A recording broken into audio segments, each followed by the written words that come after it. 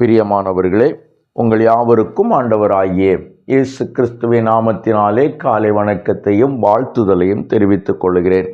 கர்த்தருடைய கிருபை நம் அனைவரோடு கூட இருப்பதாக. இந்த நாளின் காலை வேளையிலும் கர்த்தர் நமக்கு தருகிற வேத வார்த்தை ஏசாயா தீர்க்கதரிசியின் புஸ்தகம் 40வது அதிகாரம் 29வது வசனம் இவ்விதமாய் சொல்லுகிறது. சோர்ந்து போகிறவனுக்கு அவர் பலன் கொடுத்து சத்துவம் இல்லாதவனுக்கு சத்துவத்தை பெருக பண்ணுகிறார் என்று சொல்லி வேதம் நமக்கு கூறுகிறது. எனக்கு அருமையானவர்களே, வேதம் இந்த வார்த்தையை மிக தெளிவாய் அதே வேளையிலே மிக ஆணித்தரமாய் சொல்லுகிறது. என்னவென்று சொன்னால், தேவன் தம்முடைய பிள்ளைகளுக்கு எதை செய்கிறார் என்று சொல்லி சில சூழ்நிலைகளினாலே சோர்ந்து போகிறவர்களை, அல்லாவிட்டால் சில சூழ்நிலைகளினாலே தன்னுடைய நம்பிக்கை இழந்து போகிற மனுஷர்களை வேதம் அப்படியே விட்டுவிடுவதில்லை. தேவனும் அப்படியே விட்டுவிடுவதில்லை.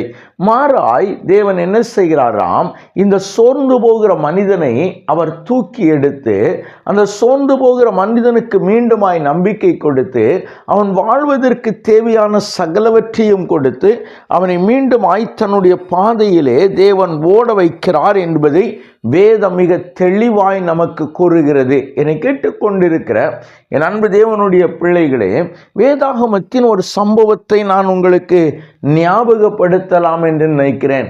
ஆண்டவராகிய இயேசு கிறிஸ்து ஊழியம் செய்து வந்த நாட்களிலே பெதஸ்தா என்கிற ஒரு குளம் இருந்தது எருசலேமிலே. இந்த பெதஸ்தா குளத்திற்கு ஒரு விசேஷித்த சிறப்பம்சம் உண்டு. என்னவென்று கேட்டால், தேவதூதன் ஒருவன் எப்பொழுதாவது இறங்கி அந்த குளத்தை கலக்குவான். அப்படி அந்த தேவதூதன் அந்த குளத்தை கலக்கும்போது அந்த குளத்திலே முதலாவது இறங்குற எப்பேற்பட்ட வியாதியஸ்தனாயிருந்தாலும் அவன் தன்னுடைய வியாதி நீங்கி குணமாகி விடுவான். இதுதான் அந்த குளத்தினுடைய சிறப்பம்சம்.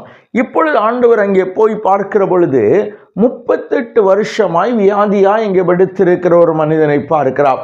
தன்னுடைய வாழ்நாளின் பெரும் பகுதியை இவன் அந்த வியாதியோடு கூடவே கழித்து விட்டான்.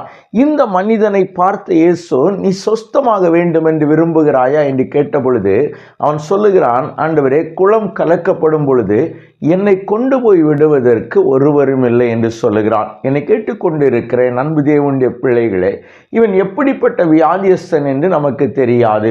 ஒருவேளை திமிர்வாதக்காரனாயிருக்கலாம், அல்லாவிட்டால் சூம்பின உறுப்புடையவனாயிருக்கலாம்.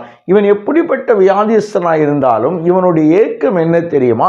இந்த குளம் கலக்கப்படும் போது நான் போய் அங்கே இறங்குவதற்கு நான் முயற்சிக்கிறேன், போய் இறங்குவதற்கு ஆசைக்கிறேன். ஆனால் எனக்கு அங்கு உதவி செய்வதற்கு யாருமே இல்லை. நான் சொஸ்தமாகி நான் வீட்டிற்கு சென்று விட வேண்டும் என்கிற ஆசை இருக்கிறது.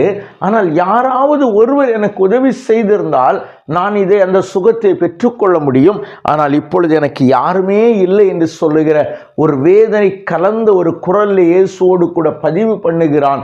அதை மாத்திரமல்ல, தன்னுடைய நம்பிக்கை இழந்து போனவனாய், இதற்கு மேலே எனக்கு சுகம் கிடைக்கும், இதற்கு மேலே நான் நன்றாய் வாழ்வேன் என்கிற ஒரு நம்பிக்கை இழந்து போனவனாய் நான் நிற்கிறேன் என்பதையும் மறைமுகமாய் அவன் ஆண்டவராய் இயேசுவிடத்தில் சொல்லும் பொழுது ஆண்டவர் அப்பொழுதுதான் சொல்லுகிறார், உன் படுக்கையை எடுத்துக்கொண்டு நட என்று சொன்னால் வேதம் சொல்லுகிறது, அவன் குணமானவனாய் அவன் படுக்கையை எடுத்துக்கொண்டு நடக்க ஆரம்பித்தான். என்னை கேட்டுக்கொண்டிருக்கிற என் அன்பு தேவ திருச்சபையே, 38 வருஷம் வியாதி ஒரு மனிதனுடைய மன உறுதியை குலைத்து போட்டது. 38 வருஷ வியாதியிலே இவன் சோர்ந்து போனவனை கர்த்தர் எழுப்பி அவனுக்கு நம்பிக்கை கொடுத்து அவனுக்கு சுகம் கொடுத்து வாழ்வதற்கு வழி கொடுத்து தேவனை ஆராதிக்க வைத்தார் என்பதாய் வேதாகமத்திலே பார்க்கிறோம். அவனுக்கு கர்த்தர் அற்புதம் செய்தார் என்று சொன்னார். நிச்சயமாய் அவர் இன்றைக்கும் ஜீவிக்கிறவர். உங்களுக்கும் இதே அற்புதத்தை செய்வதற்கு அவர் மகிமையுள்ளவராய் இருக்கிறார். சோர்ந்து போனீர்களா? சோர்ந்து போய் நின்று கொண்டிருக்கிறீர்களா? வாழ்க்கையில விடிப்பில்லாமல் சோதரம் ஒருவேளை இந்த செய்தியை கேட்டுக்கொண்டிருக்கிறீர்களா? என் ஆண்டவர் உங்களை தொட விரும்புகிறார். மாத்திரமல்ல, உங்களை மீண்டுமாய் கட்டி எழுப்ப விரும்புகிறார். எனவே அந்த கிருபையை பெற்றுக்கொள்ளும்படியாய் நாம் கண்களை மூடி ஜெபிக்கலாமா? எங்களை நேசிக்கிற நல்ல தகப்பனே, இந்த நல்ல வேளைக்காய் நன்றியோடு துதிக்கிறோம். ஆண்டவரே, சோர்ந்து போகிறவனுக்கு பலன் கொடுத்து சத்துவம் இல்லாதவனுக்கு சத்துவத்தை பெருக பண்ணுகிற எங்கள் நல்ல தெய்வம் ஆண்டவரே, இப்பொழுதும் தம்முடைய பிள்ளைகளுக்கு அதை செய்வீராக. 38 வருஷமாய் வியாதியாய் இருந்த அந்த மனிதனை கர்த்தர் எழும்பி நடக்க செய்து மீண்டுமாய் வாழ செய்கிறே.